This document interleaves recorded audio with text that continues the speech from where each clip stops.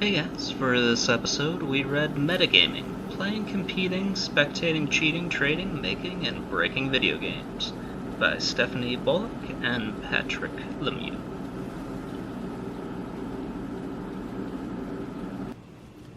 So this book is not something that I really recommend. It's just something that is a little bit too academic for like a casual reader, and like I kind of got lost a lot in it. It just sort of seems like I'm not really even sure what I was expecting when I picked this up, to be perfectly honest with you.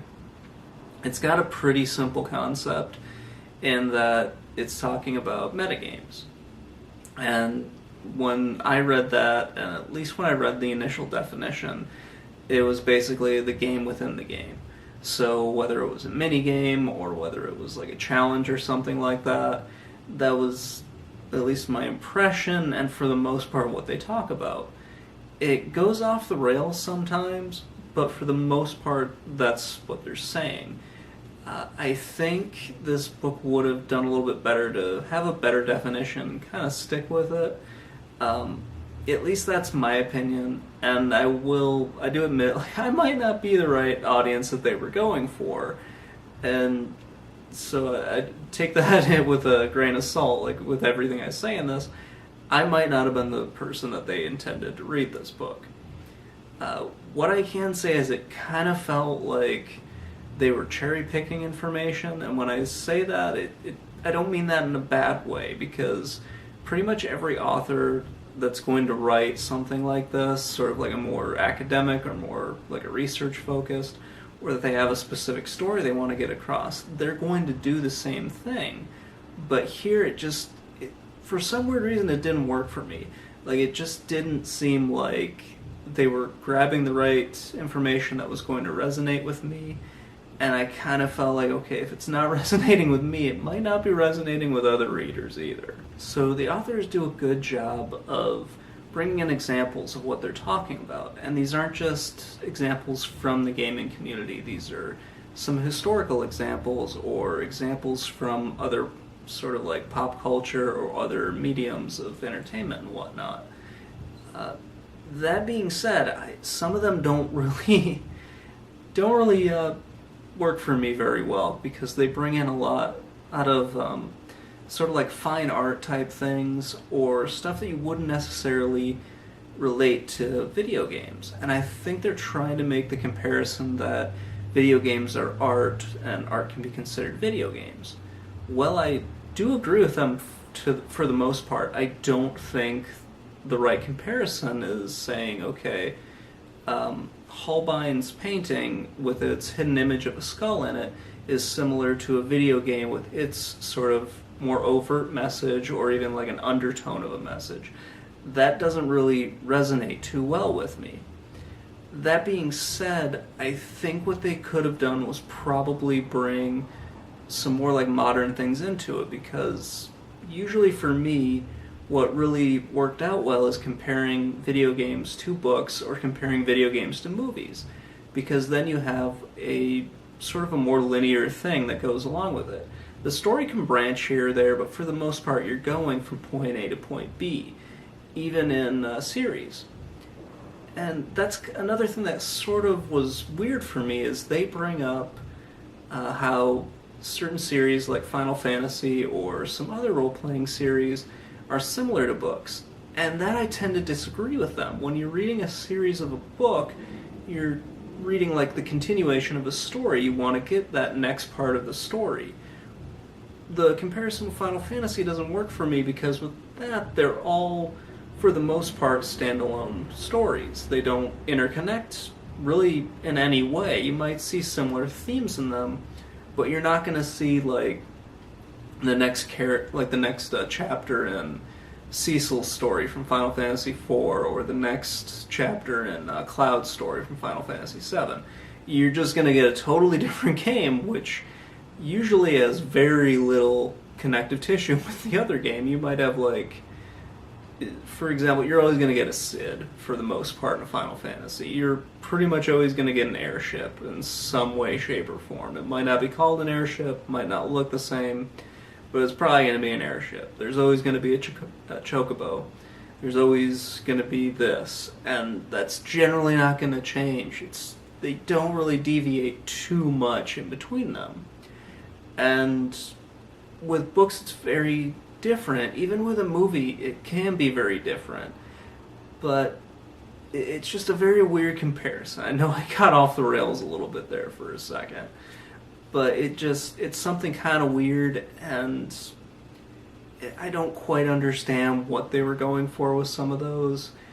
And honestly, comparing like a few of the things that they do to video games, I guess what I'm just trying to say is a lot of it doesn't really work for me. I guess I shouldn't really ramble so much.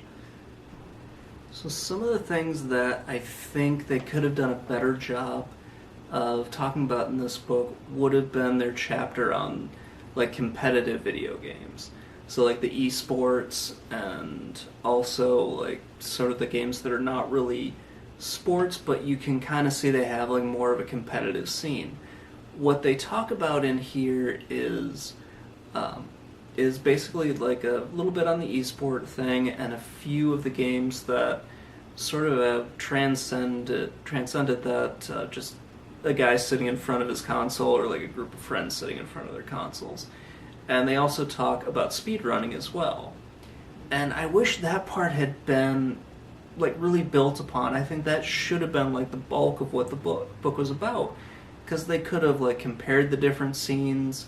They could have said, okay, so like the speedrunning community does this, the fighting game community does this, like the competitive strategy game community, they sort of do these. The Smash Brothers community sort of does its own thing. And I think that would have been a much better use of really what this book could have been talking about the entire time. If they had dropped a lot of the historical stuff, which I feel weird saying because I really do like history and whatnot. If they had dropped a lot of that and they had focused more on the different communities and what those communities do, how they interact, that would have been much better. And in all honesty, it would have tied in a lot better with their last chapter, which, oh gosh, it just feels so incredibly tacked on at the very end, and it's just such a huge shift, and it doesn't make a whole lot of sense to me why that last chapter is there. I don't disagree with the message in the last chapter, but it doesn't fit with the rest of the book. Basically, you get like 270, 280 pages talking about games within games, or challenges in the games, or that sort of thing, and all of a sudden in the last chapter they talk about like the toxic communities within gaming, and sort of how like trolling has become a game in its own right, how people can act differently when they're behind a keyboard and they know that they're anonymous than when they do in real life. And it doesn't fit with the rest of the book, in my opinion. It just feels so weird that it's in there. And if they had, and this sounds ridiculous, but if they had left that part out, that last like 10 pages, and they had changed it around to like really tie all these different threads together it would have made a lot more sense to me. Like if they had brought together like how these different communities work, and how certain parts of it are kind of like, there's kind of like a gatekeeper there. There's people that how these games kind of like make people act in certain ways, how you sort of get into this culture and you just act like a totally different person. You would act like really more aggressive, or you just never learn to like socialize, because that's a big issue with some people in video games, especially in the competitive scene, because you see a lot of like teenagers or kids in their early 20s get into this, and they don't really socialize outside of that circle, or they don't really have a lot of friends, so they act the same way that they would if they're playing a game when they're interacting with people regularly. And that just it just doesn't really work out too well. It's just a very weird thing to think about, and I wish they had done something more with that. There's another wonderful thing in this book that they talk about, I find really, really fascinating when they're talking about speedrunning. And they mention a blindfolded run versus a run when someone is like legitimately blind. Because I don't know which author wrote it, but they brought up this wonderful forum thread, which I really wanted to know more about this story in particular. There was a player who wanted to know, or wanted to find a way to play The Legend of Zelda, I think the Ocarina of Time, it escapes me at this point. But they wanted to learn how to play that game, and they were blind. They couldn't see the screen. And people did the usual thing they do whenever you post anything on a message board, at least from my experience. People were just telling him that he was wrong. Like, this is dumb. You're never gonna do this. Why would you want to do this? Blah blah blah. But some of the speedrunners actually helped him out, and he basically was playing the game off of sound cues from the game. I do have one issue with it a little bit, but or not really an issue, but one thing that they could have added on to it to add more to this. But they talk about how he had to do everything by sound cues, and they compare that to I think this was back in the late 2000s. So there was another guy who was really big into speedrunning. Again, his name escapes me right now, but he basically helped the guy learn how to play the game, even though he couldn't see. And then he tried to do a blindfolded run.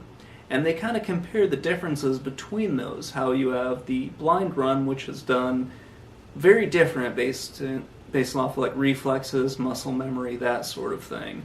And then you have the blindfolded run, where the guy kind of looks like he's trying to play a N64 controller with one hand, or he's drunk or something. He's like wandering around smacking stuff with his stick to figure out where everything is. And they talk about how it's two very different things, even though they're trying to do the same thing. You have two very different outcomes of it. And what I would have done is I would have taken that story and made that more the focus of the chapter, and I would have added in other people doing similar things, like certain other games that you can do this with. For example, you can do it with Punch-Out. There are players that are good enough to do blindfolded runs in Punch-Out, and they just do the whole thing off sound cues. And they do very well. I think some people have beaten Mike Tyson on that while doing a blindfolded run. I've never done that because I'm awful at Punch-Out. But it's just one of those things that I think they sort of missed in this, and they should have done more with it. But, oh well. It's a good story within this book, but for me, it doesn't really do that much to like salvage this to say, yeah, go ahead and read this book. Yeah, so this is just a book that I honestly cannot recommend for like a casual reader. And it's one of those books that I just did not really enjoy reading very much. And maybe that's because I was expecting something else from it, or maybe as I was getting into it, it didn't have that spark to me or something like that. Like when you're playing a game or reading a book or watching a movie, you just kind of have that feeling that you enjoy it. I didn't really get that here, unfortunately, which is kind of a shame, because it's got a pretty cool setup. It's got a pretty cool theme and everything, where you would think this would be really great. They're talking about the games within the games, or creating a new game around an existing one, where it's just very weird to me that it feels like this is something I should have liked, but I just unfortunately didn't.